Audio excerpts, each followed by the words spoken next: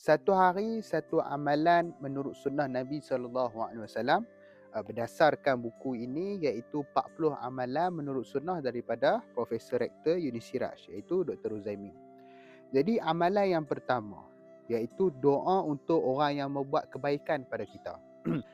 Dalam hadis riwayat At-Tirmizi bernombor 2035 dan berstatus sahih, kan? Ungkapannya jazakallahu khairan. Semoga Allah membalasmu dengan kebaikan. Pengajaran daripada hadis.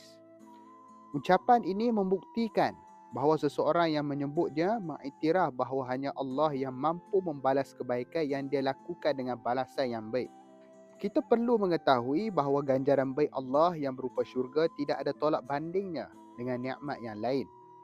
Maka apabila seseorang mendoakan dengan doa ini, bermakna dia telah bersungguh-sungguh ingin membalas kebaikan orang yang telah berbuat baik kepadanya.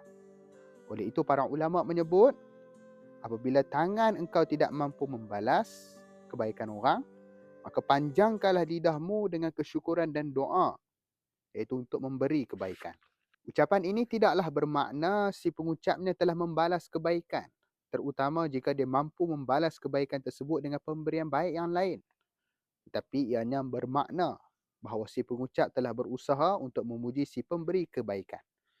Iaitu kita boleh tengok rujukan dalam As-Sun'ani Subulus Salam jilid ke-6 muka surat 366. Sabda Nabi SAW iaitu man sana'a ilaikum ma'rufan fakafi'uh fa illam tajidu ma tukafi'unah fad'u lahu hatta tarau annakum qad kafa'tumuh. Sesiapa yang berbuat baik kepada kamu, hendaklah kamu membalasnya dengan kebaikan. Jika kamu tidak jumpa sesuatu untuk kamu balas kebaikan tersebut, maka berdoalah untuknya sehingga kamu dapati telah kamu membalasnya. Hadis riwayat Abu Daud bernombor 1672 dan Ahmad nombor 5365 berstatus sahih.